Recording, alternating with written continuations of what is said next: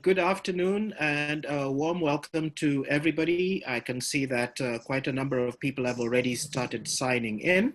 My name is Josh Ogada, and on behalf of the Africa-Leds Partnership and the Africa Mini-Grids Community of Practice, I'd like to wish you all a warm welcome to this third session in our series, in our virtual workshop series entitled Making the Case for Mini-Grids in Africa.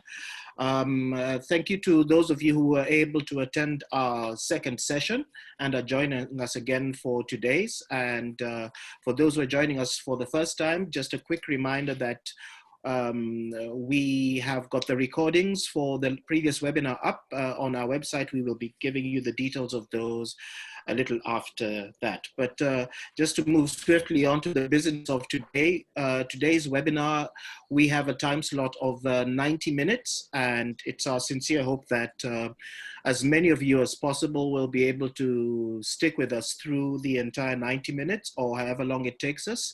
We will have a Q&A session at the end. We've got a lineup of really exciting speakers coming up, and we hope that we will, as far as is possible in a webinar environment, be as interactive as possible. And that would entail those of you who have questions or comments being able to put those through to our presenters so that they could address them.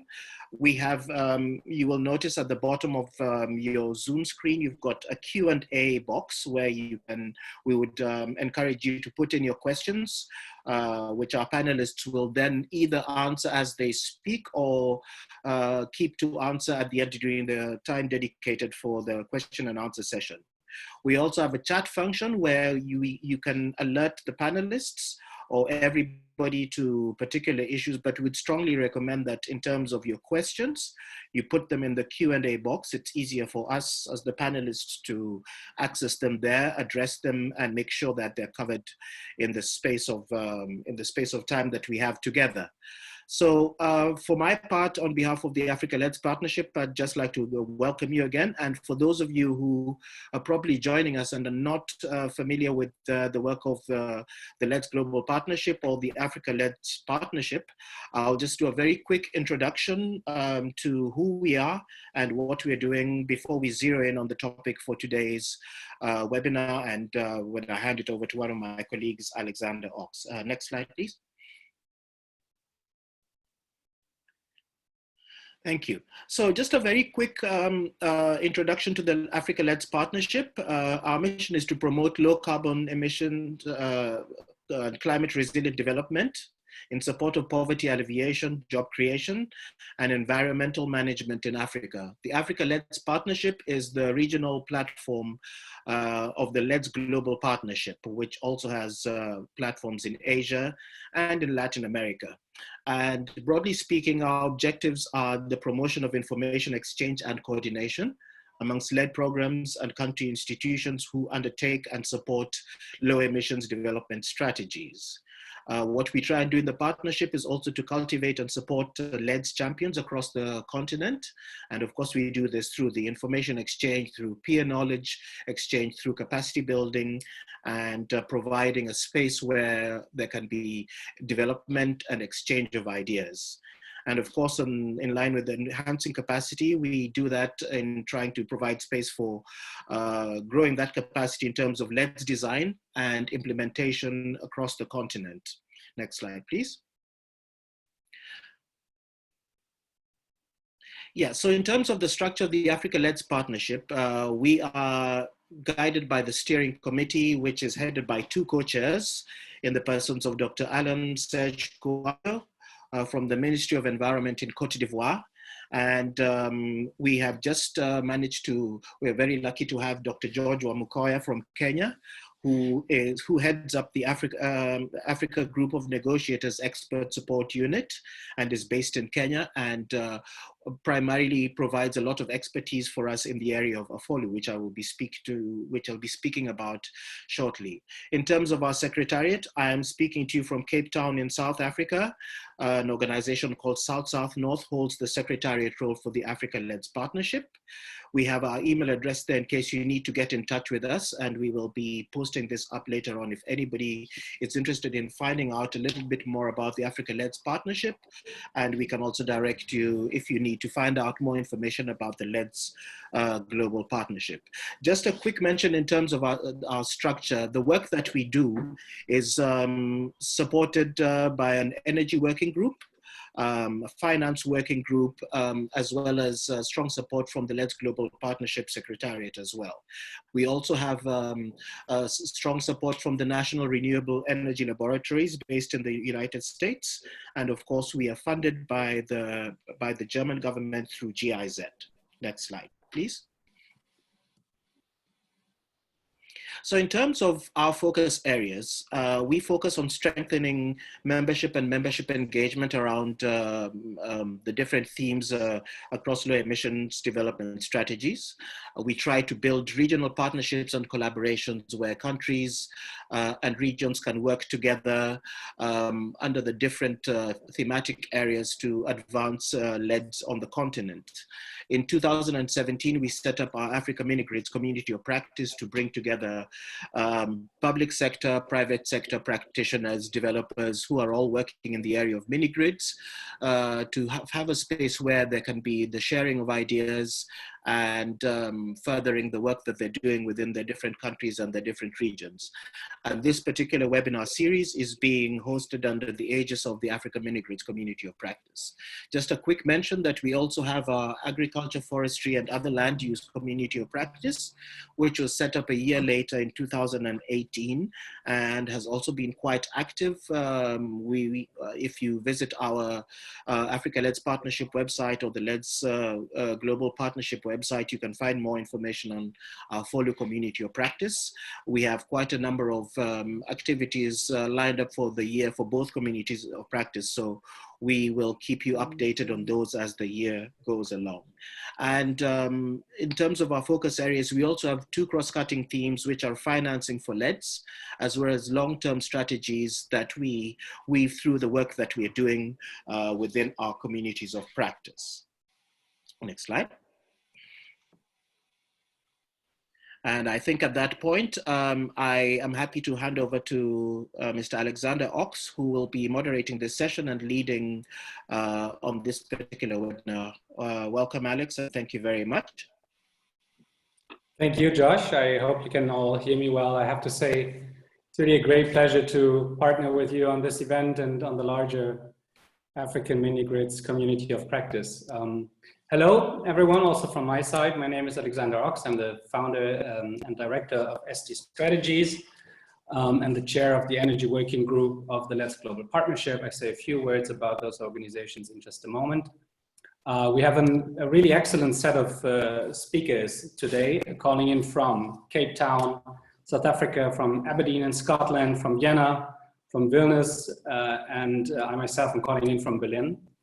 And I really hope that wherever you are in a safe environment during these really challenging times that we're all facing, and that you and yours are and remain healthy. So today's session is on advancing climate objectives and sustainable development through mini-grids and rural electrification. And what you see in front of you are our plans. We can make a check already after the first program point.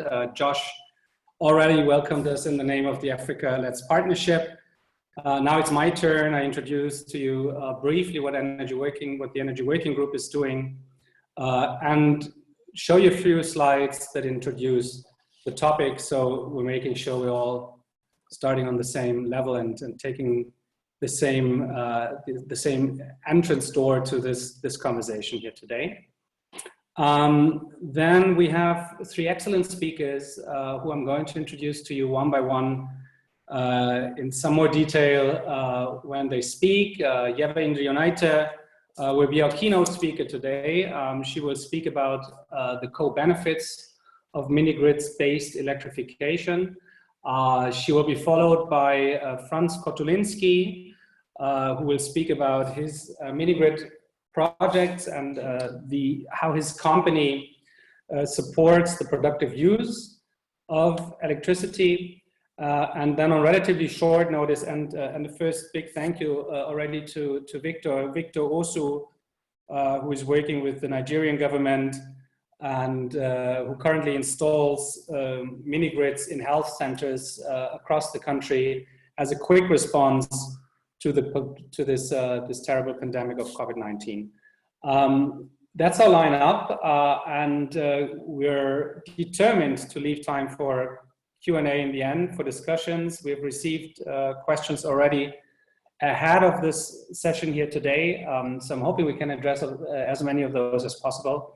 And those that we can't answer during the session and live, we will make sure we answer to you in writing. So please bring in your comments, your questions, and we're going to do our best to answer them during the session or afterwards. So now my page is supposed to jump to the next slide. Here we go. A word about who we are. ST Strategies is a policy and communications consultancy based in Berlin, but with a global network of partners. We support governments and other stakeholders, and we really specialize on issues at the intersection of development, economic and social development, energy, and the environment. We have a number of work streams where we spend most of our time on currently. It is very much in this area, mainstreaming climate and sustainable development goals and policies. It's about advancing energy access, SDG 7, rural electrification, but also some city work now. How do you create smart cities that integrate different sectors of the economy? Integrating transport and energy, and we have a quite successful project to empower women in the energy sector as well. Why do we do the session today? Because we've been asked to, and here's some highlights of our recent work in this very area. We have worked on a tool analysis, tools that allow you to integrate Agenda 2030 and the Sustainable Development Goals with multilateral environmental agreements, such as the Paris Agreement and the UNFCCC. We've worked with the Mexican government on co-benefits of climate actions, really trying to measure, to quantify the impact of individual climate commitments, many of which have been in the energy area. We've been working on community engagement as a very important component of creating a productive load and working with communities on mini grids and standalone systems and other means of rural electrification, so that they benefit really to the best possible. And we have worked in several countries on helping to design their mini-grids policies, including in Sierra Leone. What's the Let's Energy Working Group? You had heard from Josh, who is leading a regional platform, the Africa platform. The regional platforms are the center of gravity in the Let's Global Partnership, but there are several working groups that are advising the regional platforms, and you can join us as a sectoral group and help with our work, bring in your ideas, help us implement the work. We're really a worldwide demand-driven network. We now have 1,500 members with, of course, a different level of engagement. And we're open to all. We're open to everyone who's working in the field of energy, both on the decision-making side as well as experts. Currently, we're having 3 broader thematic areas where our priorities lie: long-term energy sector transformation pathways, sustainable access for energy access for all, and then cross-sectoral integration, where we're working quite actively with the other working groups of the Let's Global Partnership. We support the Let's Global Partnership as such and the regional platforms on energy, but we currently have 3 very active communities of practice which we're co-steering together with the regional platforms. The one today is organized together with the Africa platform on mini-grids. but we also have 2 other communities of practice, one in Asia, where we're dealing with, in a way, just the opposite, large-scale renewable grid integration, and in Latin America and the Caribbean, we're working on bioenergy issues. We provide technical assistance to countries and regions that bring forward their requests, working with the international funders to answer those requests. We do events such as the one today, where we're hoping to build capacities, where we're learning together and drive capacity. And we do so-called knowledge products, so we work on case studies, toolkits, and other go-to resources, all of which can be found on the Let's GP websites, as well as on the web pages of the regional platforms. Please join us if you're interested in this topic. You will find a link online on the website of the Let's Global Partnership, letsgp.org, and there you can then check those topics and those regions that you're most interested in. A few slides only to lead us into the discussion today. What you see here is taken from a report from GIZ, which we were getting involved with then as well on quantifying some of those many different arrows that you see here on in front of you. And I'm not going to stay long with this, but just to explain what this shows is this, the small bullets, the small points on your visual. These are individual climate actions in different areas. And then the larger ones are the so-called development co-benefits, the SDGs that they relate to. The green ones are economic co-benefits, the blue ones are social co-benefits, and the orange ones are economic co-benefits.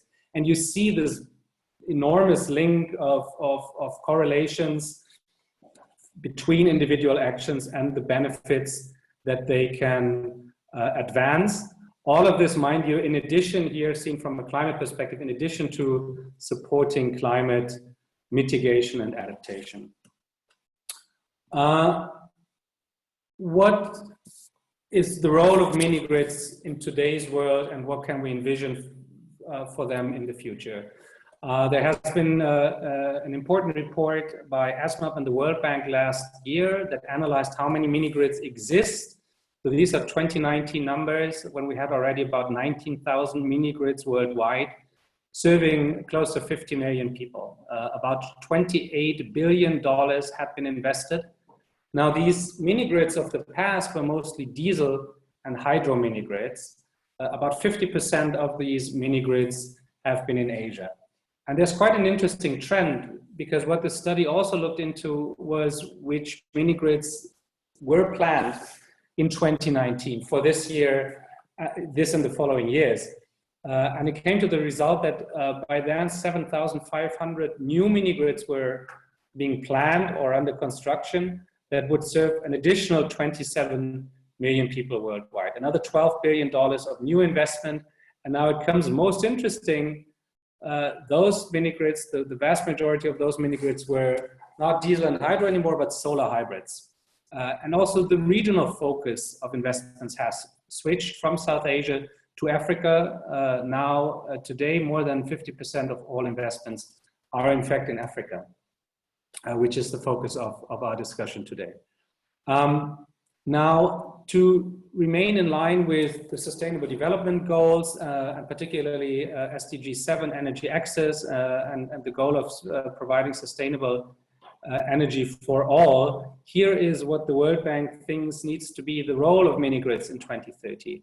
By then, the World Bank assesses not the potential of mini-grids, but really the need for mini-grids to play its role in the largest set of solutions for energy access at more than 200,000 mini-grids worldwide, serving about 500 million people, about 500 million people. This would mean another $220 billion of new investment. Most of those mini-grids will be solar hybrid. And to give you a first exciting sort of a snapshot of the development impacts that it can have, the World Bank estimates the climate benefits at about 1.5 billion tons of CO2 that would be avoided. if these mini grids were really implemented and are operational in 10 years from now. Now, this slide here, many of you are familiar with, and I don't want to stick with it too long, but what it shows you basically is that energy access, of course, is not always the same. You can have a candle or a petroleum lit lamp that provides lighting services, but of course, energy services have different levels of quality and overall supply. From just individual light bulbs in tier 1, this is also based on World Bank, a very common methodology, to really 24-hour services of many different and partly energy intense energy appliances. And the exciting thing about mini grids is that it can deliver electricity up to tier 5, so to really sort of the highest level of electricity quality. This is a first view, and we're going to hear a lot more about this, and I think she picks individual ones and spends more time on individual impacts of some of these co-benefits. But this is a first approach of what a mini grid does beyond just delivering electricity, which in itself is a high goal and arguably increases life quality enormously.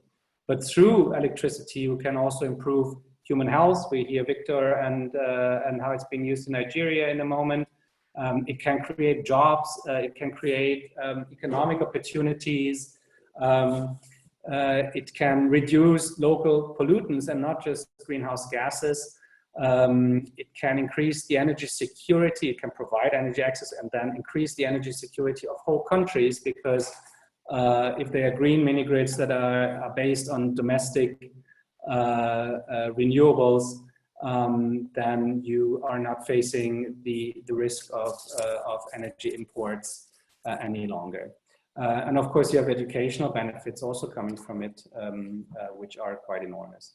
This is by no means all the benefits it creates. It's just an example of some of them. I think gender quality would be an important one to add here as well.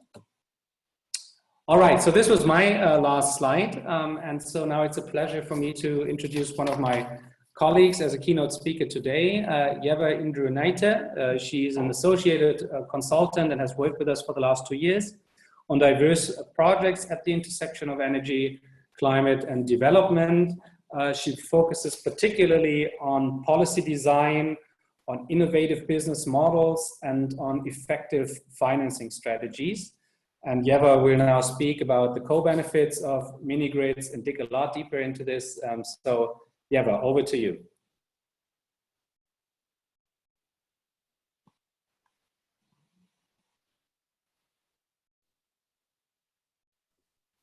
Hi, everyone. I am just trying to see if I can get my video to work, and I'm not sure that it is working. Ah, there it is. Okay. You can see you. Great. Yeah, perfect. So good afternoon, everyone. Yeah, my camera is experiencing some issues, but I'll do my best to remain in sight.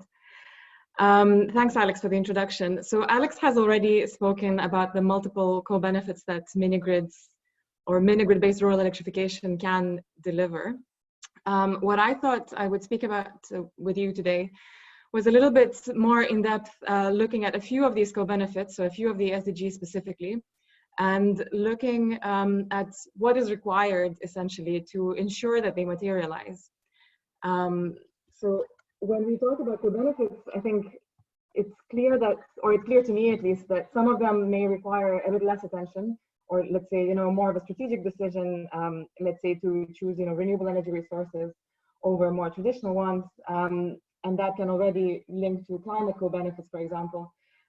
We can see that by, by the extension of electrification, you can have certain educational co-benefits and similar.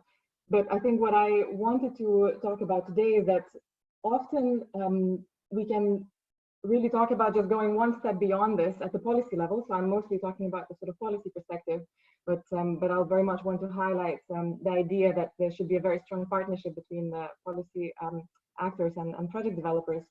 And that by going one step further into a more holistic or smart policy design, program design, you can really arrive at much more than, which of course is very great in itself, rural electrification. Sometimes that comes really sort of, you know, in a form of a strategic choice at the policy level. In some cases, it requires really more specific measures to be put in place. And I think what, in my head, at the very high level, what unifies the approaches that are required in regardless of which co-benefit we're talking about, is that we need to start sort of breaking silos, whether it's policy silos or operational silos, in which both policy actors and private actors operate. So we should start to think about how to design programs and policies that are cutting across, let's say, policy silos. We should think about applying measures and approaches across multiple levels. So as I said, starting at the policy or strategy level, program level, and project level. And finally, really thinking at how we can tap into multi-stakeholder partnerships. And here I will mention, I think, a number of things where I'm trying myself, sort of raising the question of, you know, what could be done by private developers, for example, where they would require support from the policy makers. But also, of course, when we talk about multi-stakeholder partnerships, we should talk about a much broader array of actors, including development partners, including NGOs and a number of others. So today, I would like to highlight 3 co-benefits, and I will really stay at a relatively high level because, of course, each of them would deserve a session or several sessions in themselves, and just highlight some of the actions or some of the specific case studies where I think, you know, specific action was taken at a policy, program, project levels to arrive at multiple co-benefits through the mini-grid-based electrification. So starting with health, I kind of structured this into 2 parts. I wanted to highlight in this particular section really specific case studies of 3 different countries. So here I wanted to highlight a project from Sierra Leone. This is a country that we have worked with quite extensively with the SD strategies. And it's the Rural Renewable Energy Project, the RAP, which is implemented by the Ministry of Energy in partnership with UNOPS and the UK Department for International Development. And here, what I wanted to highlight is that the project is a multi-year and a very large-scale project. It has several work packages, but in the first one, there was a strategic decision, let's say, taken to prioritize health clinics and community health centers in the implementation of first standalone systems, which were then extended to mini-grids. So it was essentially a phased approach, which can, let's say, be beneficial perhaps from several perspectives, let alone resources, whether it's human resources or financial resources. And what is also quite interesting, I think, is that in this case, there was a formal interministerial cooperation agreement formed, so a very strong multi-stakeholder partnership formed between Ministry of Energy, Ministry of Health and Sanitation, and Ministry of Local Development. So while the initiative was driven through the Ministry of Energy, there was a strong partnership at the design and an oversight levels to ensure that this program, cuts across these sectoral boundaries and really draws on expertise from all of these sectors. So here I wanted to highlight this example as a, let's say, strategic prioritization or sort of thinking ahead kind of example. The second case study, which will be elaborated on by the following speaker, Dr. Victor Osu from Nigeria, is, let's say, is meant to highlight how mini-grids can be a go-to solution for rapid response to health crises. And I will leave here for Victor to speak more about how they designed it, why they chose mini-grids. But in particularly, we have asked Victor to also address such questions as sustainability post-crisis and whether they have thought about that and how that is addressed in the current project design. So I will not say much more about this in this case. And finally, in this health and community well-being section, I thought I would highlight a project that is not a mini-grid project. It's a renewable energy independent power producer procurement program, which has a lot of P's from South Africa. And the reason why I wanted to highlight this project is that here I thought a very interesting approach was applied in the procurement processes to empower communities as well as empower socioeconomic development. So as you can see on the slides, 30% of the evaluation was based on socioeconomic development, including job creation and rural development.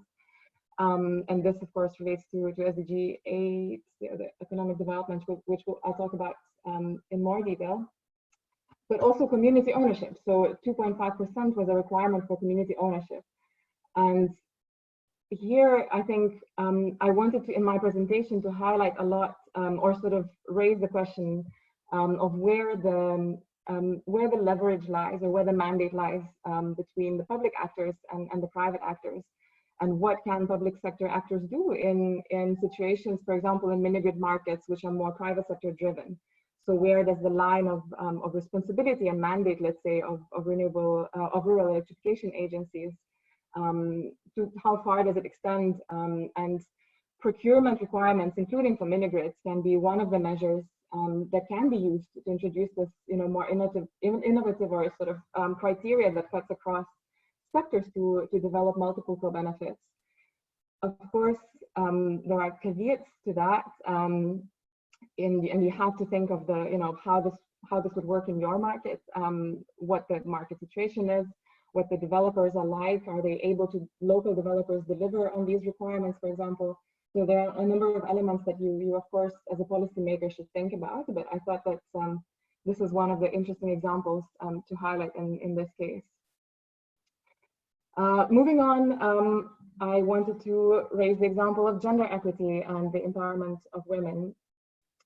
And here again, of course, and I should probably say that I'm covering these co-benefits individually, but of course, in many cases, and this is in particular in the case of gender, addressing gender in mini-grid projects should not exclude or preclude, addressing other co-benefits. So they are, of course, and in many cases should be interconnected. But I am sort of trying to distill some of the examples or practices that that can help deliver these particular co-benefits individually. So in the case of gender, gender mainstreaming is probably not a new approach to anyone. It has been a practice in many donor programs, and increasingly is a requirement as well for donor funding. There are specific programs that are addressing it. Talking about gender mainstreaming mini-grids, what I wanted to highlight is the importance of a holistic approach across multiple levels of action. So starting with the policy and strategy level, and I'll go straight into quick examples. Here we can talk about action at the regional level, and I wanted to highlight a brilliant example coming from the ECOWAS region, where they adopted a policy for gender mainstreaming and energy access, which was followed by a directive which mandates all of its members to mainstream gender in their national policies and in the work of their institutions, ministries, and agencies. And this gives a direct mandate for countries such as Nigeria, which has taken this on full speed, and I'll mention a few examples from there too. Here, I just thought that I would jump between the regions and mention that, for example, at the national action level, the way that you address it would be very context specific, of course, and every country would mainstream it in its policies and practices differently. Here you can see that the country had both a national policy on gender and development, which became the Gender Inequality Act. But last year they adopted a gender policy for the energy sector. So here, of course, at this level, we are not talking directly about mini-grids, but it's important to think about this level because that's where the mandate for subsequently mainstreaming it in the institutional program level, which I'll talk about in a second, as well as the project level comes from. So at the institutional and program level, this is really talking about how to mainstream gender in institutional systems and processes. And again, this is of course a very broad topic. We can speak about gender mainstreaming in HR policies, or designing specific skills training programs internship programs for girls and women, encouraging them to come, to study STEM professions, for example, or to perform internships in energy sector institutions. We can talk about gender responsive budgeting, but coming really more to the mini-grid level, to the mini-grid project level or program level. Applying a gender checklist, for example, for program design at the institutional level, which has been recently developed in Nigeria, is an approach that would allow you to apply a uniform approach towards addressing gender in your rural electrification programs. If, for example, the gender checklist was designed for a rural electrification agency, so it would allow you a uniform approach. It would make sure that all your programs and strategies, programs and projects are addressing this. It would allow you to collect information from different projects and feed it back into, let's say, improving this checklist, right?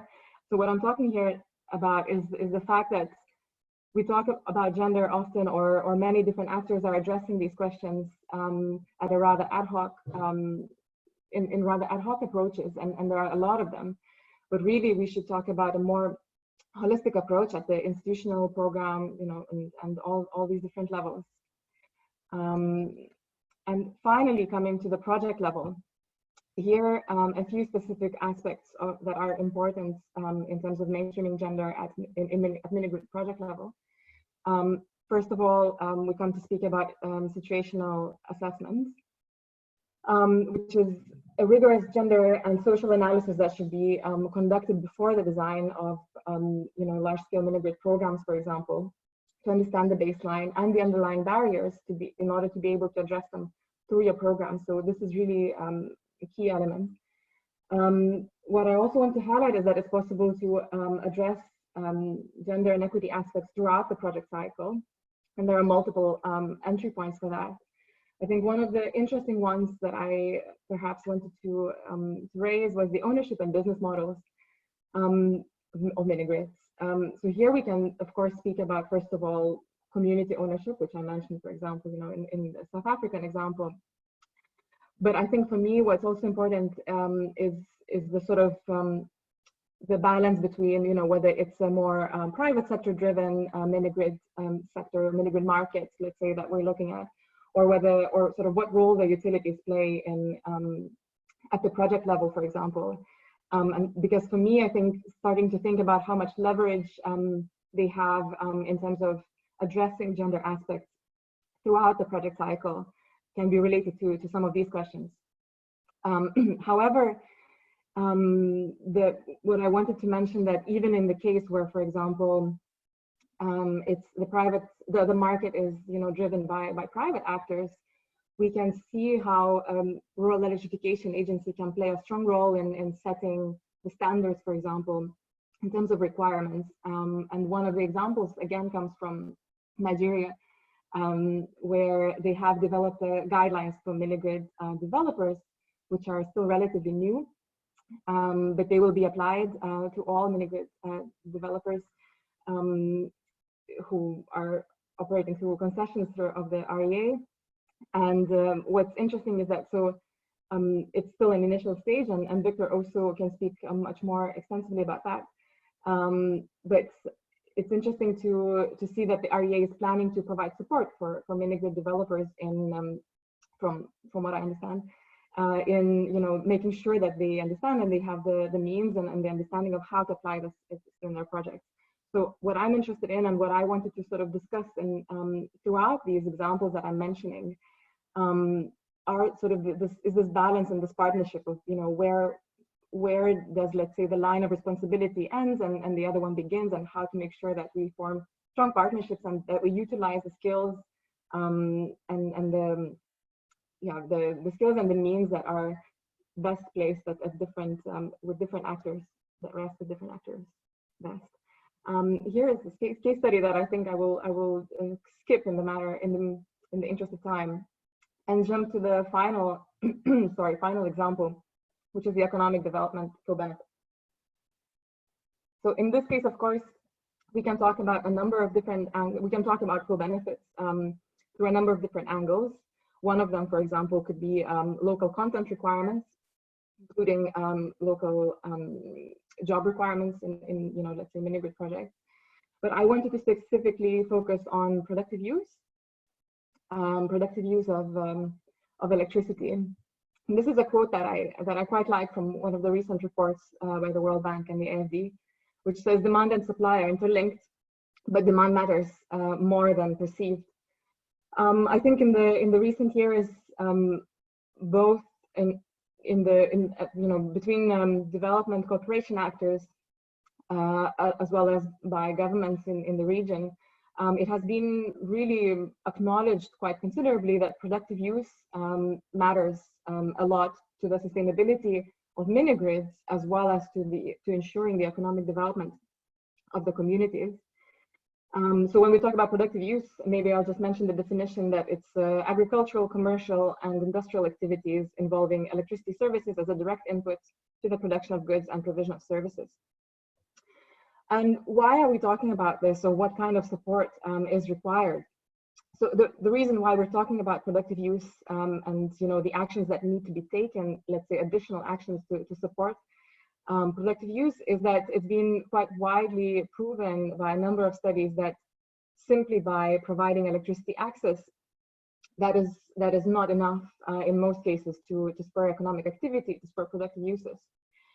What is required are a number of elements. I have summed them up in this visual, which may be a little bit overwhelming, but the three key ones are knowledge development and capacity building, and that can include all business development services as well as simply community engagement. In terms of knowledge development about the use of electricity for productive uses. Access to finance, so both access and affordability dimensions. Value chain strengthening and access to markets. And also what I wanted to include are the design of appropriate technical solutions. And here again, we come to understand how important it is to design the mini-grid project appropriately, to size it appropriately, to be able to support the productive uses. Finally, one more element that I would mention, but that is maybe not talked about so much, is the design of specific productive use supportive tariffs. Although in some cases, so let's say designing differentiated tariffs for different kinds of users in the community that is connected. And here you can talk about either using a higher tariff for productive users to subsidize the tariff for individual users, as well as the other way around to lower the tariff for productive users to encourage their consumption, which is an interesting discussion in itself. So we know the gap and we know what is required. And here we start looking at, is the support provided? And as I mentioned, productive use has been increasingly acknowledged as an important element. There are a number of programs, especially linked to agriculture, that are trying to mainstream these two sectors. So rural electrification and agriculture. We see, so what I wanted to highlight is that these initiatives are still quite sporadic. And here again, in line with my whole presentation, I wanted to suggest that perhaps there is a need for a more holistic approach at the policy level. But before I jump to that, I wanted to showcase that because we have had a certain gap or a vacuum of action by the public actors, policy actors, there are a number of developers that are supporting productive use activities.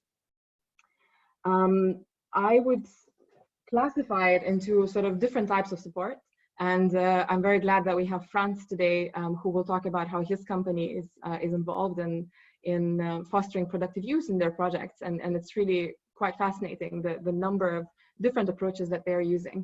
But there is, let's say, a traditional approach which would provide support along those pillars that I discussed. So it would be targeted business development services, could be grants to microfinance, could be procurement of equipment, as well as more innovative approaches where we can see that productive use support becomes part of a business model. Perhaps you have heard about a keymaker model or an anchor model. So in a keymaker model, you would have developer-owned and operated productive use business. You could have a fee-for-service approach where the developer is investing in productive use equipment and then is leasing it out to the users. or a productive use zone model, where it's essentially sort of designing a hub for productive use activities in the mini-grid project area.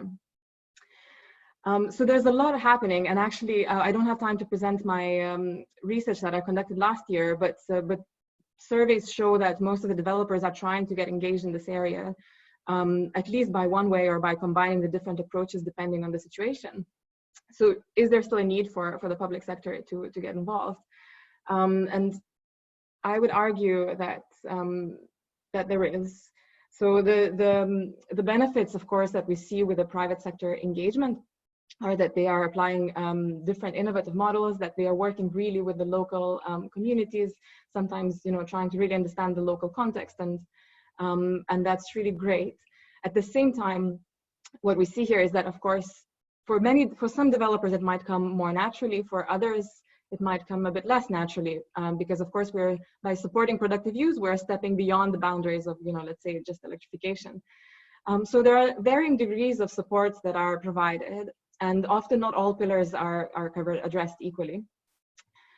Also, it's a project by project approach most often. So my argument here is that by applying a more holistic approach, or by designing programs that would have these requirements and the support designed and built into them, you know, perhaps we could have some economies of scale, perhaps we could learn between these projects, and we would be able to apply a more unified approach. So this brings me to the idea that there is a role for policymakers to look at this. It could be, of course, ad hoc support, which would be targeted. Inevitably, it would have to be targeted at all of these gaps that were identified across those four or several pillars to be able to be effective. And here you can see it's I think one of the last slides. I know that I'm running out of time. So the ad hoc needs the ad hoc support would be provided to, let's say, you know, existing projects on a project by project level basis. It's and often perhaps applied ex post. So after the project is already in place, you know, you see how the productive use is taken off, and then if you see that there is a challenge, you know, you can apply additional measures. I think it's good, it's welcome, but often, you know, it particularly does not take into account the fact that it's important to size and design the mini grid from the onset to be able to take all of these factors into account. It also, of course, you know, stays at the project level. So my argument here is that we should really rather be looking at a more integrated approach and looking at how we can bring these different sectors together. So be it, let's say, rural development, being agricultural development, and work and encouraging these actors to work together and break these silos, whether it's led through the energy side or whether it's led through the, let's say, agricultural side. How these relationships are worked out, of course, depends really on the situation on the ground, but it's something that that is interesting to work towards. And interestingly, we have been working with Nigeria and Victor Osu in particular since last year, and Nigeria is actually currently trying to hit both two different approaches in supporting productive use in their mini grids and in rural electrification, specifically also in mini grids. So one is to look at the existing mini grid concession areas and see how those project areas are performing in terms of productive use, working with developers to define what are the needs and how the REA could support them in supporting the productive users. And the other one is really working at a much more strategic level, looking at the agricultural needs in selected regions, which were suggested by, I believe, the Ministry of Agriculture. So there's a strong collaboration, interinstitutional collaboration there, and really trying to define what are the needs of these two sectors and how they can be brought together at a much sort of, you know, starting with a strategic level and from the onset, having this integration from the onset. Oh, and that is a funny way of getting to the slide. This was just key takeaways from my presentation. So again, I wanted to highlight that even though when we talk about different co-benefits, we have very different approaches that would be required to make them happen, so to say. There are several aspects that definitely cut across. So one of them is the need to break these silos between different policy areas. And as I said, I've highlighted some examples where perhaps it was driven by still the energy sector actors, but there was a strong engagement with actors from other fields of work. So bringing this expertise and the needs together. Whether it's formal or more informal, and how these operations are devised really has to be tailored to the national, to the local sort of, in the environment that they're operating in. I wanted to highlight that engagement is possible and useful at all levels, but really trying to hit, everything from more strategic level to the project level can provide a more holistic approach. And that planning it ex ante is perhaps a stronger approach than ex post, or a more holistic one. And finally, consider where the mandate's knowledge and means lie. And here again, we can talk about, when we talk about mini grids, of course, we have markets that are very different and that use various business and ownership models. And that defines also, I think, the roles and responsibilities of different actors. So really understanding where the strengths lie and how to bring these actors together is particularly important, and that's what should be done to arrive at these smart policies. And maybe I will leave it there, but I can always answer some questions in the Q&A. Thanks, Ieva. This has been great. Wonderful, as always, to hear from you and to hear your insights. And I've seen already a number of questions for you that we'll turn back to with you towards the end of the session. So our next speaker is Franz Kotulinski. Franz first worked as a legal counsel for various industrial companies. He then moved on to New York to work for the UN Fund for International Partnerships. And during that time, he really discovered the enormous potential that lies in public-private partnerships, arguably a very important vehicle in the mini-grids sphere as well. He then went on to advise the Austrian Development Agency on such matters, and in 2006 co-founded the Rift Valley Corporation to put some of his insights really into practice and actively implement public-private partnerships in a range of different issue areas, including the health and agricultural sectors. In 2008, he founded Rift Valley Energy, and since then he has worked mostly in the power sector. He works in several countries in Sub-Saharan Africa, and you hear from him now on how his company has been pushing particularly productive use of electricity. So, Franz, take us on from here, please. Yes. Thank you very much. I'm sharing my presentation now. Hope that works. Can everybody see this? Looks great. Okay. So first of all, good afternoon to everybody, and thank you for the opportunity to present Rift Valley Energy and our programs. Maybe we jump straight into the presentation. Who we are. Rift Valley Energy is a renewable energy infrastructure development company. We are purely private sector, and we are designed to own, operate, and develop, own, and operate relevant projects, mainly in the southern highlands of Tanzania. This has a historical context, as our parent company, Rift Valley Holdings, which is the major owner of Rift Valley Energy, had a tea business in Tanzania, and they had problems with the electricity supply. So the group decided to go into energy generation, because there was a small river nearby. And that was actually the birth minute of Rift Valley Energy.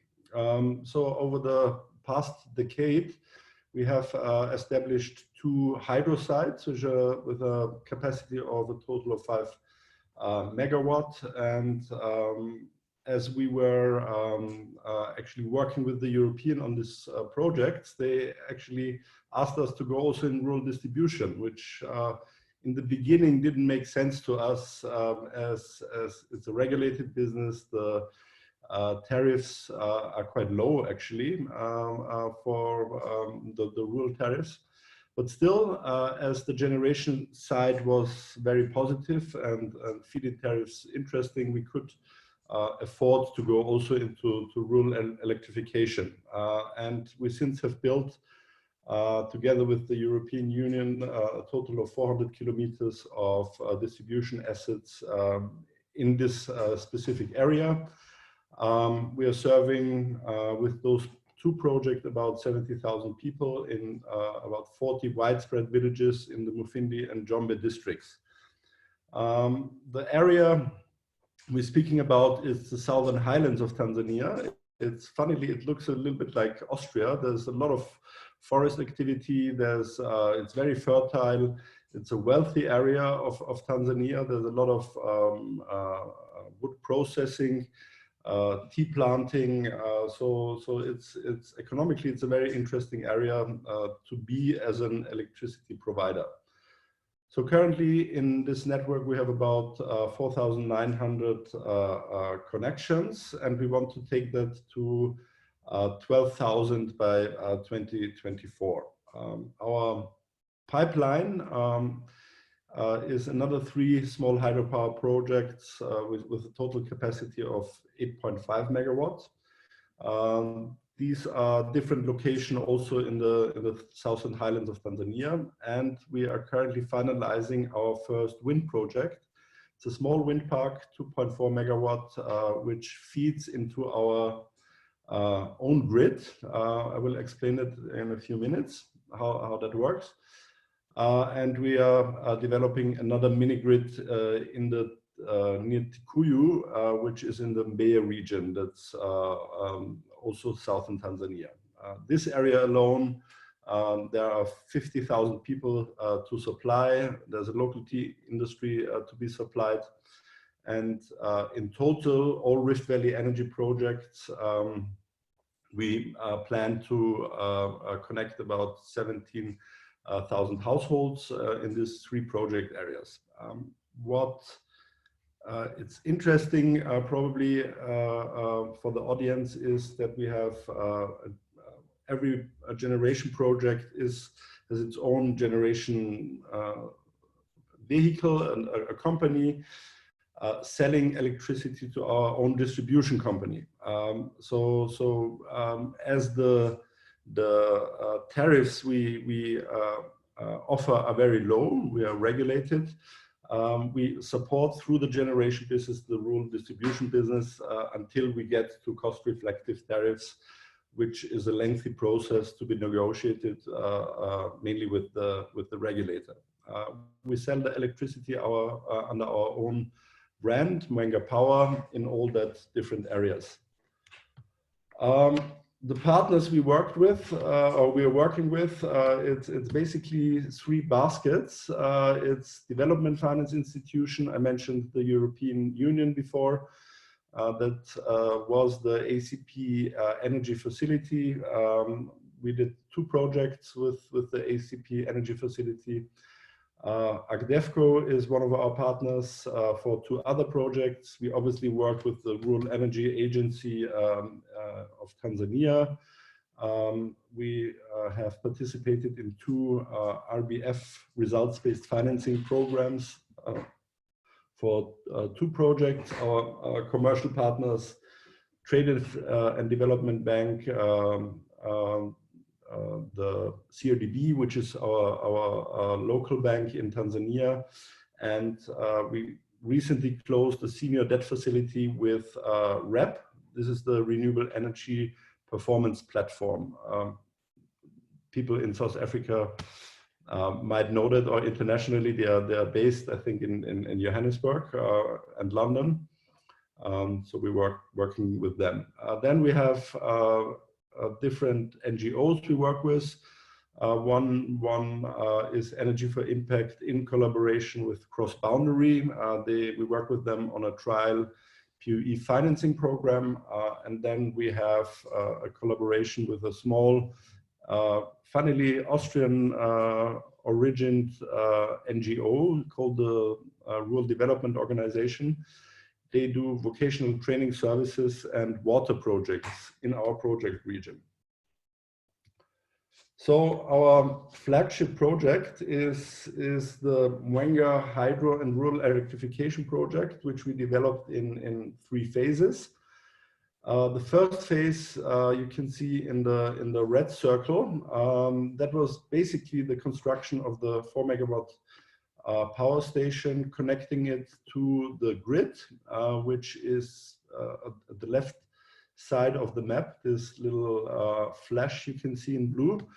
A grid connected project along the transmission line. There were 15 villages which we agreed to connect and supply with electricity. We then found out that there was a huge demand from other villages in the project area. We then expanded in phase 2 the rural network to another 18 villages. Small sub-villages we also connected. So we are currently here on a total of 34 villages which we provide with hydropower. Now, in the dry season, when hydro capacity drops, sometimes very dramatically, we found out that our rural grid absorbs so much electricity that we decided to put some additional capacity in, which is the wind project, which I mentioned before, that we are currently finalizing. So this is a hybrid hydro wind mini grid. It's pretty unique in the region. From the capacity that is produced at the moment from the Mwenga hydropower station, 85% goes into TANESCO, 10% in the rural network. As I said before, when the hydro capacity drops, we have difficulties supplying the whole rural network. Hence, we are constructing the wind farm. Interestingly, when hydro capacity is low, wind blows in this region. So that's a very good balancing factor. In this project, we have currently 4,000 households connected. We supply 2 tea factories, big tea factories in the region as backup facility. They are normally TANESCO customers. We agreed to supply them when TANESCO is down, when they can't deliver electricity. In the old days, they had to use big diesel aggregators to produce this electricity. Now they can draw our power. This actually counts for the whole mini grid region. When TANESCO is down, we can make an isolated grid and can supply our customers with electricity. Further, we supply in the network area 44 schools, primary, secondary schools, colleges, 34 village offices, ward offices. So there's a big impact on the community life as well. For some reason, I didn't mention the hospitals here, but it will come on the next slide. Here, a little bit of technical information. Most of it I've addressed before. Probably what's interesting is the rural tariff structure. We are able to offer the lifeline tariff up to 50 kilowatt hour per month for 3 US cents. And this actually might be interesting for POE. It was addressed before. You need cheap tariffs to promote productive use of electricity. We have our industrial tariff with 10 US cents, so that's really affordable for the people to invest in productive use appliances and use this electricity. So how our projects are designed, not only the Mwenga Hydro, but also the other projects, obviously provide 24/7 grid quality power, as it's mainly hydro or wind power, which is a big boost for regional industrialization. we follow the ABC approach. This is A stands for an anchor customer, which in our case is TANESCO, the local business community, tea factories, wood processing industry, carpentries, and then the C sector, which are the rural end customer. Our projects, they are mainly decentralized, so at the far end of the national grid, distributed generation, they are grid connected, so we feed into the grid. In case we have to do maintenance on our projects, we can draw from the grid. So the supply for the customers is given. And what is good for the national grid is that our capacity stabilizes the grid at the far end.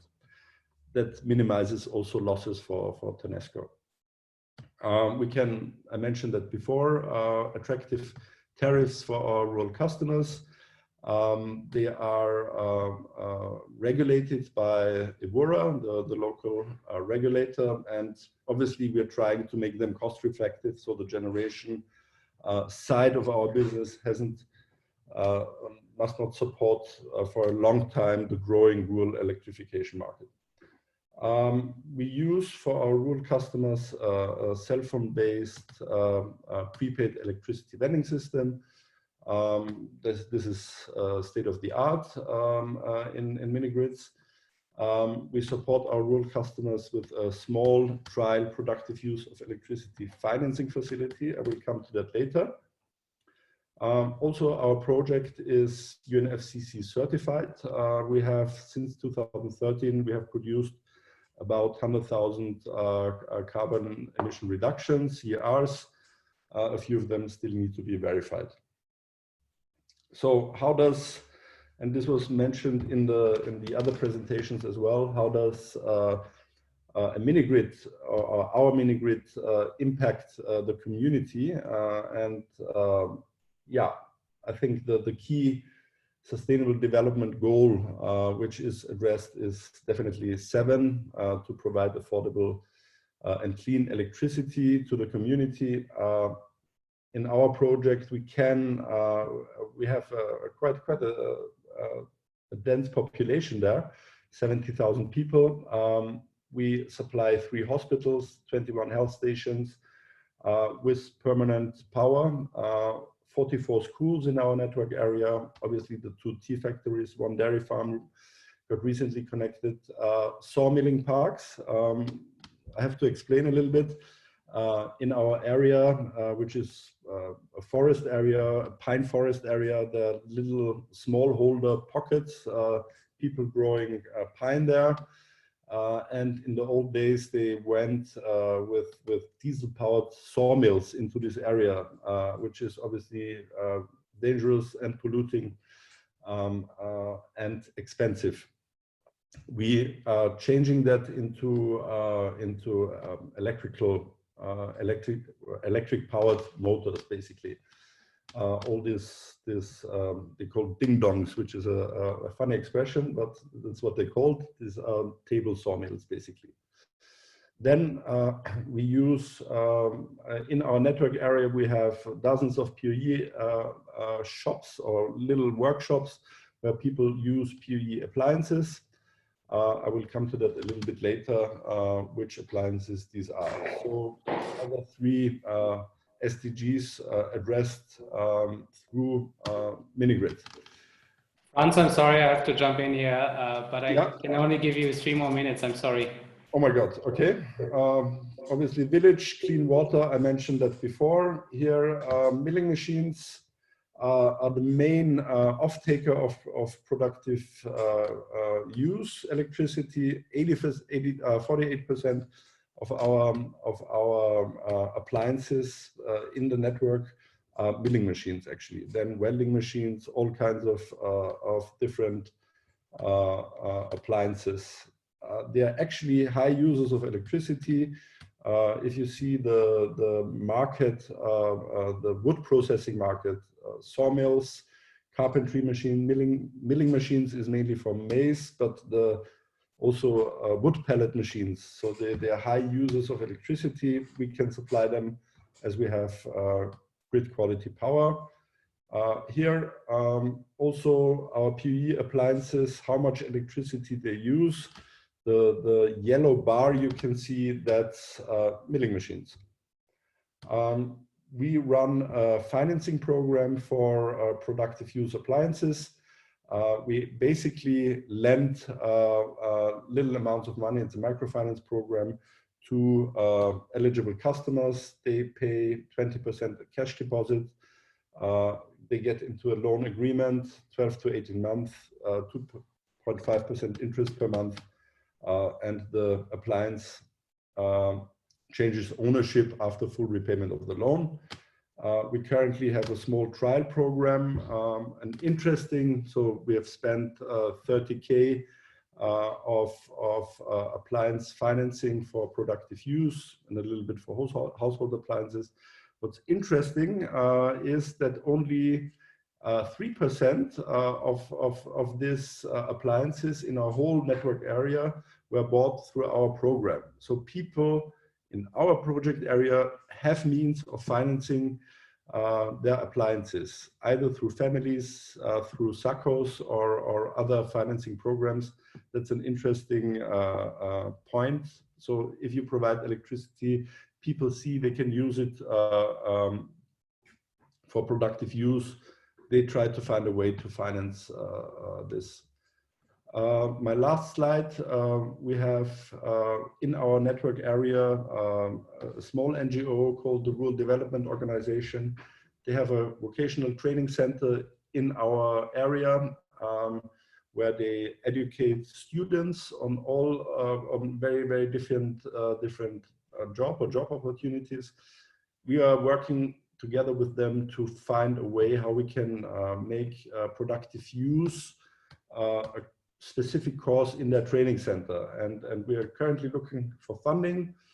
What does it mean? We try to educate young people how they use electricity or can use electricity in a productive way, set up a local business and earn a living.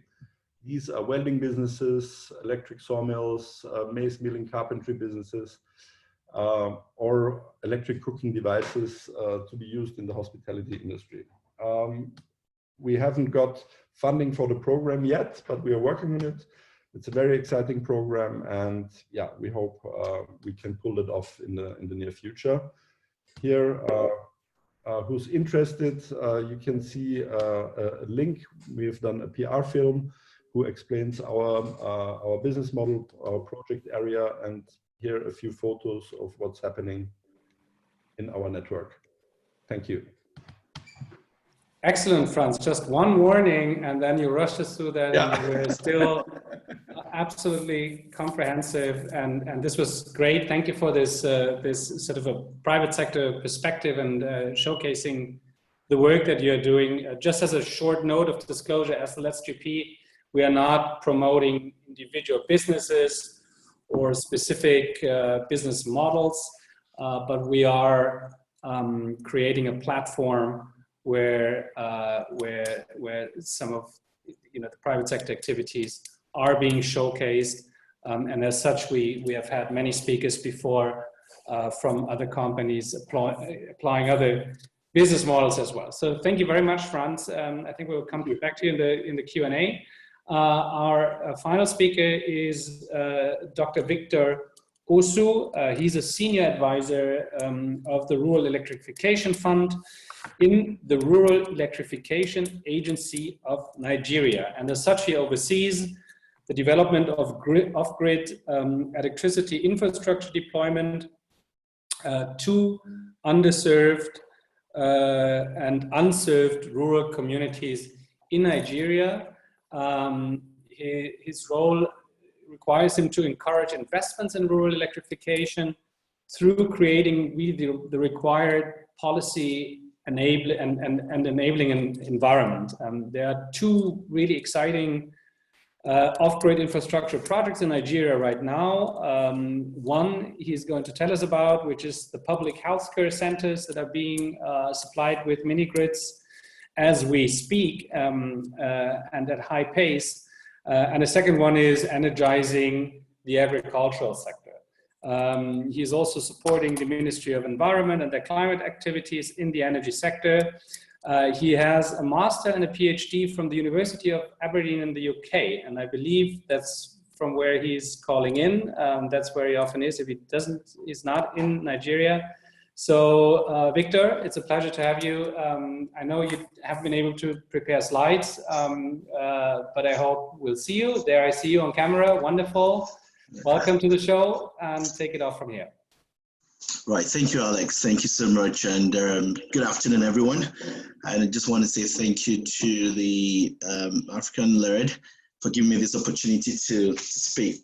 So, apologies that I don't have a slide too. But I'm just going to talk through the very important thing that Nigeria has done in response to the COVID-19, and that is deploying 4 mini-grids within 14 days as an emergency response to the health sector, to the health centers that houses the isolation sites, and also the NCDC, that's the Nigeria Controlled Disease Center in Nigeria.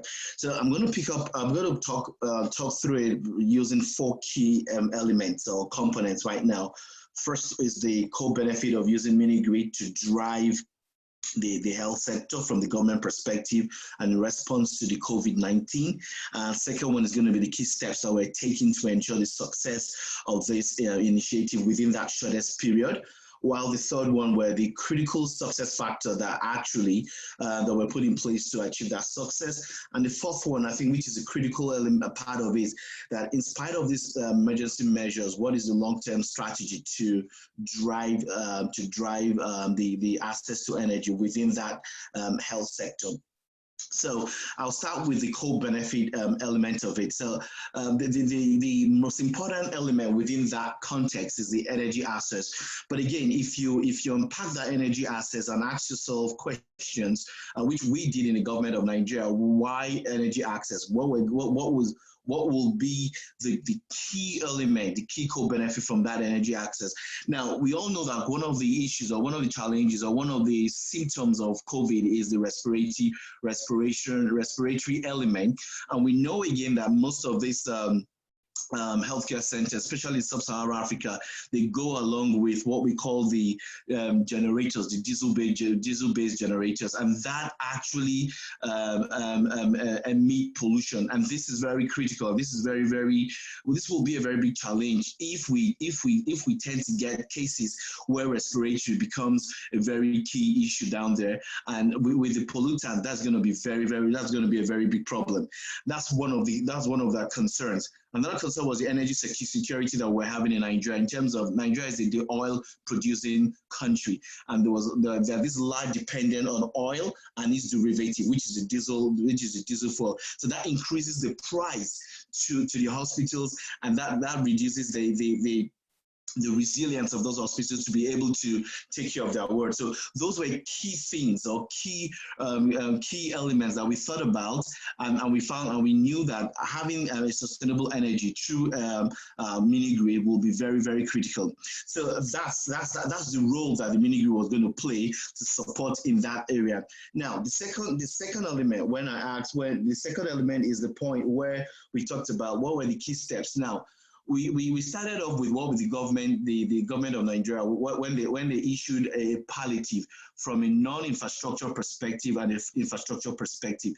So NREL, the Rural Electrification Agency, came in from an infrastructure perspective where we're given a mandate by our ministry, because we are under the Ministry of Power, to start thinking about how will NREL support. So the quick win was the isolation centers and the NCDC sectors. So we also looked at it from the 3 key states that the president announced that we're going to have lockdown. They were Abuja, Lagos, and Ogun State. Now, these 3 key states were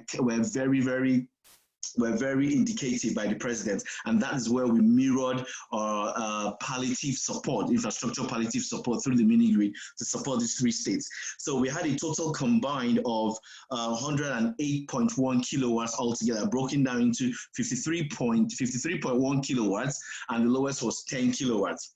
Now, when you talk about, so the key stakeholders that were really involved to drive this process was the government, and the government was divided into one, the Federal Ministry of Power, which is the sponsor, the implementing agency, which was Rural Electrification Agency, what do you call it, the co-sponsors, the Ministry of Health, and also the co-implementing agency, that's the NCDC, and also the hospitals, the medical, the government-based hospitals that were also critical into that. But we had other stakeholders, the developers and the financial institutions. Now, all of them have their roles and responsibilities, and it took 14 days to actually get those roles and responsibility come together. So the first 6 days saw the paperwork being completed, the emergency procurement being the emergency procurement process being initiated by the government, and then we tailored it down to developers that had the speed, that had the capacity, that had the financial muscle also, which was very critical at that period of time, and had a very good relationship with the financial sector. So all that came together, and then we selected 2 developers to go into the state to deploy the mini grid. So it took 8 days for that deployment to take place. So we started off from the 8th, and by 14th, the mini grids were already set and done. On the 15th of April, we commissioned the first. We commissioned the first 2 in Abuja, and on the 16th, we now commissioned the one in Ogun State and the one in Lagos. So that's the number 2. The number 3 was the critical success factor. So now the critical success factor for us at that point in time was 1, because we had the presidential pass. Now the infrastructures that were supposed to move from their warehouse to their location, we have the security, the presidential pass that supported us to move those infrastructure to the base where they were supposed to be deployed. So there was no interruption of movement between states. Number 1. Number 2, we also had the mini grid developers that we had stocks, because ordinarily when we want to do infrastructural mini grid projects, it's always we importing them, and the time for importation and etc. And remember, we had travel lockdown. We also had seaports being locked down. But the good thing was that the developers we selected they all have minimum stock level, so it was easy to get those appliances and just straight away to go deploy. We also have the financial muscles, because then payment of resources, staffs, and etc.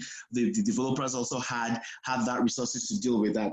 I think, and a very important thing that that was critical to this was what we call the top-down approach, whereby the rural edification managing director and CEO had to discuss with the managing director of each of those companies. So it was more of like the C-suite level of discussion. So they knew how important this was. So it wasn't about the other operational guys talking to the managing director. No, it was more of the C-suite talking to each other.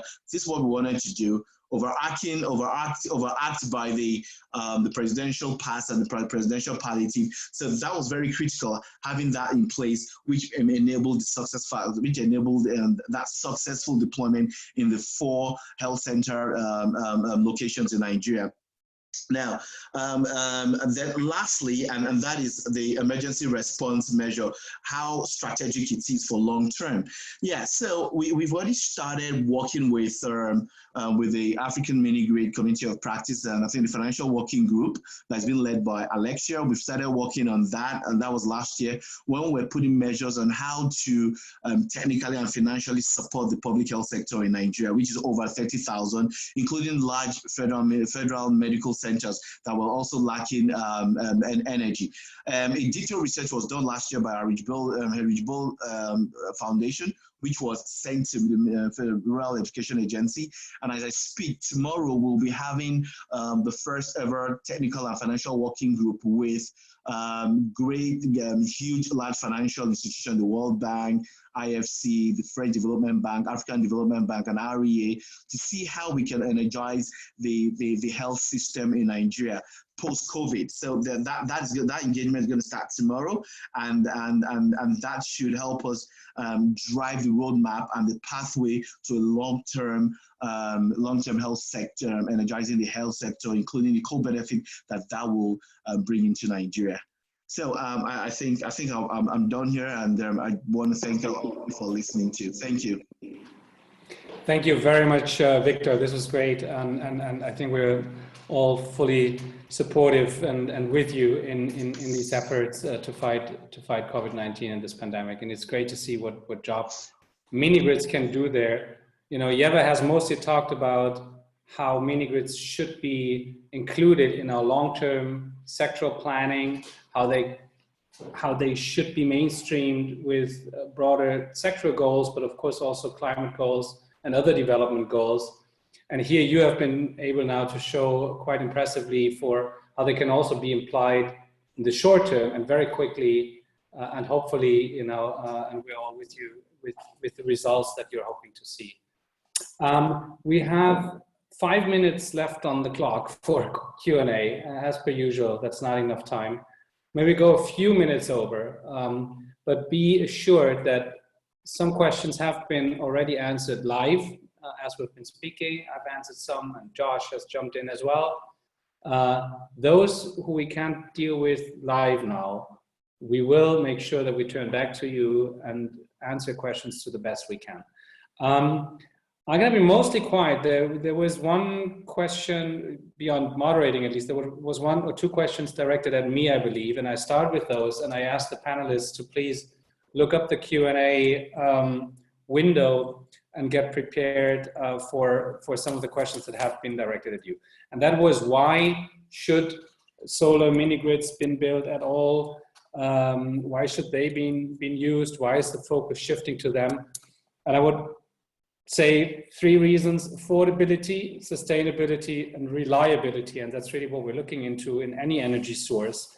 Of course, PV modules and solar panels have become quite cheap.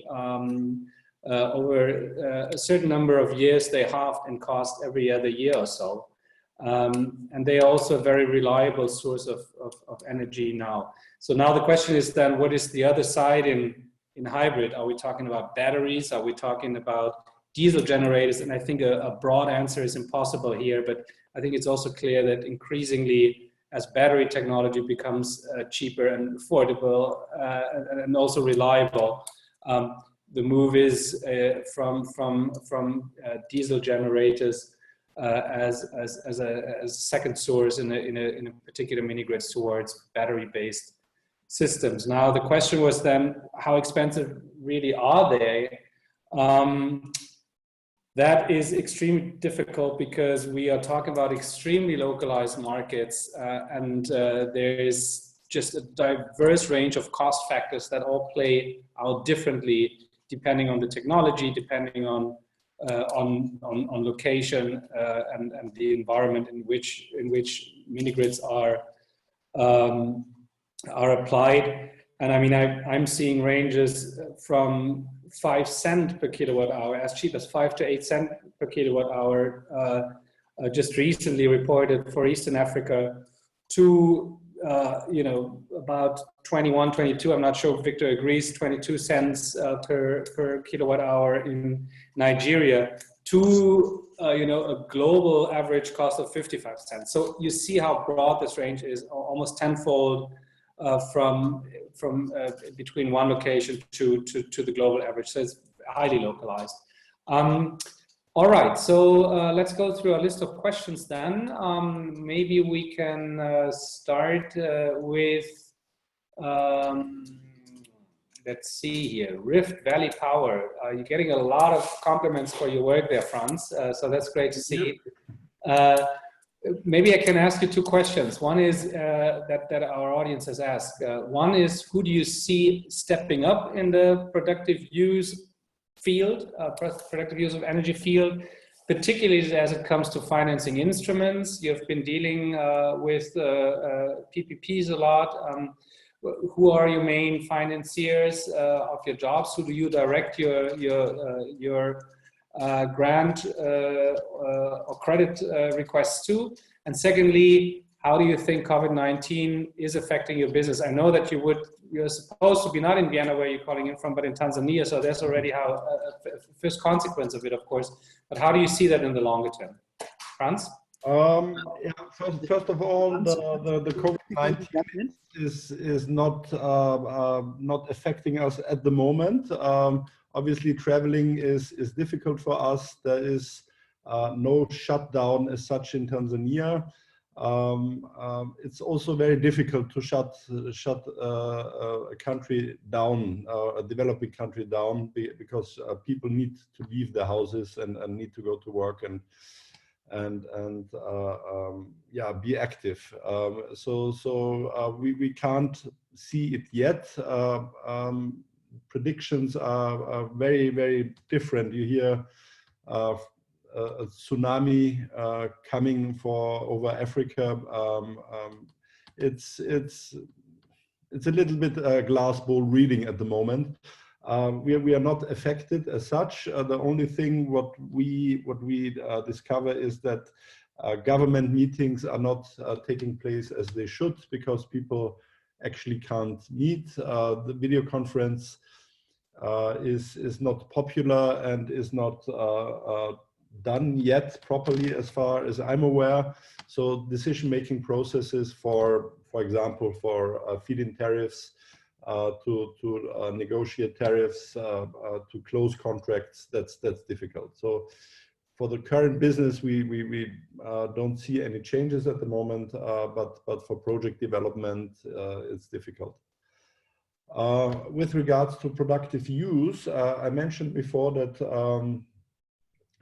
I think our facility that we offer, that was basically a trial facility. We've been setting up with Cross-Boundary and the Rockefeller Foundation. They support various mini-grids in the region and in exchange for data. So they offer small baskets of funding where you can run this revolving fund and need to provide data to them, which is absolutely fair. We've seen that our money was pretty quickly used, mainly for electric motors, for maize milling and for sawmilling. So 50% of our appliances, as I explained in my presentation, is maize or sawmilling motors. What's interesting also is that there is financing available. People in our network area, they're relatively wealthy compared to the rest of Tanzania, and there is access to financing. We have these SACCOs. These are community financing institutions in the area who finance this kind of equipment. Apparently, we haven't researched that in detail, but there is financing available, and what we should concentrate on, apart from financing productive use appliances, is also educating people to repair them. We often see that appliances are used. When they break, there's no kind of service industry behind it to repair. So this is one of the reasons why we want to educate also electricians and young people who can actually repair these appliances. Thank you. This is great. I'm going to remain with you for one more question, and please, make this also your final comment, if you might, if you feel there's anything you still want to raise that hasn't received enough attention, and that is sticking with finance for a moment. And it's probably asking you a company secret here. How have you financed your projects? What is the what's the structure of the financing, the grant equity debt ratios? I don't want to go into details, but the early days of the ACP Energy Facility were very, very helpful, And what I can say, we wouldn't have entered the rural electrification space if we wouldn't have got help from the European Union. I think the tariffs at the moment, I mean, we are not providing a lot of electricity to the real networks yet, but they are growing. They're growing and they absorb more and more electricity. So they are eating into the profits of our generation business, definitely. Although the grants help to set the business up, it's not a long-term solution to keep electricity tariffs low for a long time. We are working with Aurora to make them cost reflective, and every cent we earn goes into project development anyway. Yeah, we hope that this policy of subsidized rural tariffs will change over time, yeah, we're working on that with the regulator. Fabulous. Thank you very much. Without grant financing, definitely we wouldn't exist. Yeah, that's understood. I think it's the same for most companies. So, question for you, Victor. You were talking already about it. I think briefly, what you're planning to do with the mini grids once, hopefully, you have successfully fought COVID-19. But what's your longer term plan there? What are you planning to do with those mini grids? Will they remain in place? How do you turn them into business models, or how do you include them in sort of the providing local services? Okay, so because what we've done is because we started off looking at it from an emergency response, but before then, we've already started having what we call the strategic plan to energize the public health center and also the health center and also the health medical centers, mainstreaming them into long-term mission strategy development focus and sustainable development goal also. So what we intend to do, and because some of these infrastructures are actually nearer to the peri-urban and most of the time at the rural area, so there's this strategy plan of having what we call that integrated planning approach, whereby the existing infrastructure that we have and the capacity are extended towards the rural area or the peri-urban. But as I speak, and I said earlier in my presentation, tomorrow a larger technical and financial working group being driven by REA will be sitting down together to unpack all these elements and channel and chart a roadmap that actually mainstreams access to energy, the climate change and sustainable development pathway for the health center. So that is what we're going to start tomorrow. Yes, and so with that we'll be able to give broader direction on how we are going to ensure long-term prospect of what we started off. Wonderful. Thank you, Victor. And let me use this opportunity to thank you again for jumping in on relatively short notice. We wanted to have something that is up to date and build the link between mini grids and the actual crisis we're facing. So it has been really wonderful to have you. Maybe final question to you, Ieva. And this question concerns sort of the role of the private vis-a-vis the public sector. One of our participants asked why most of the support for mini grids is coming from the private sector. My understanding is there's quite an important role for the public to play, for funders to play, for international organizations, and usually being played to make the mini grids commercially viable. But what's your take on it? And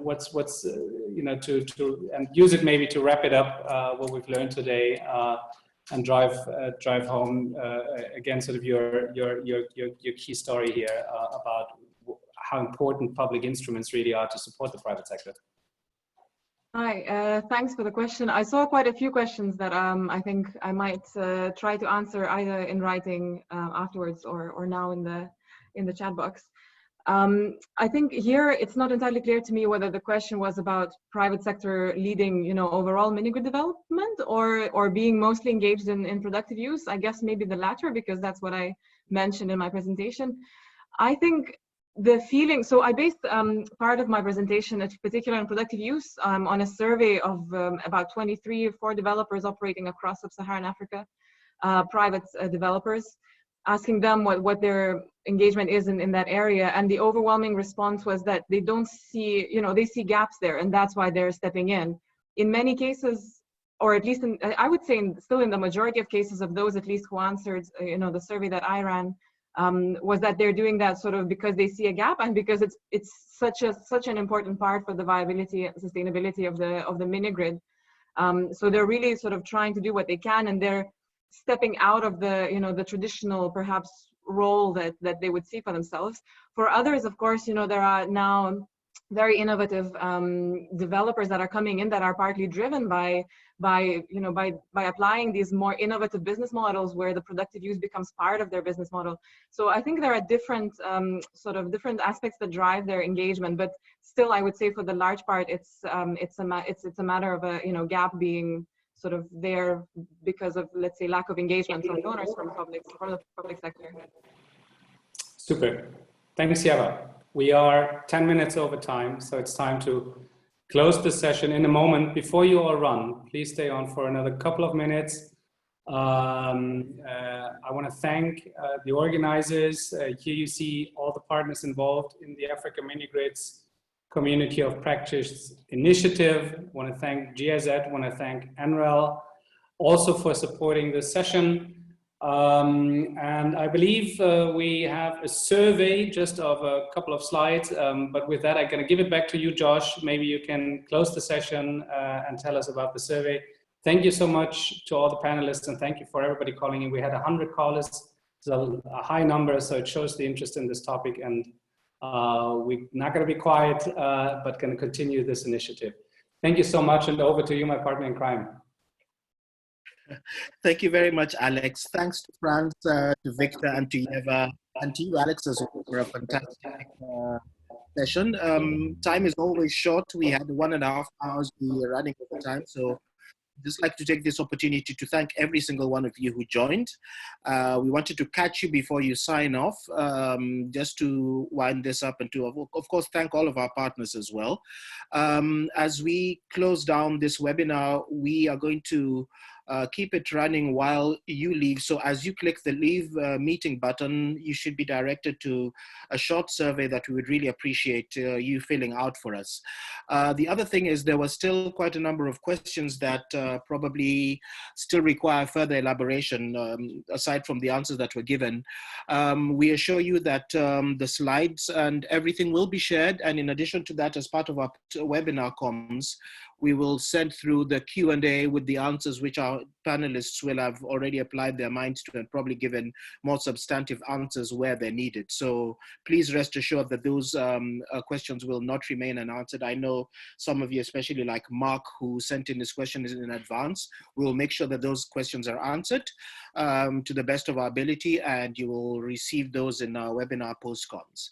On that note, I would like to thank you all and sign off at this point. I know in a lot of your countries tomorrow is a Workers' Day public holiday. We wish you a safe and restful weekend, and we look forward to you joining us in our next webinar and the last of our the next webinar that we will announce in the coming few weeks. We hope that we will receive the same level of engagement coming up. Thank you very much, and from all of us at the Africa Let's Partnership and SouthSouthNorth, we would like to say goodbye.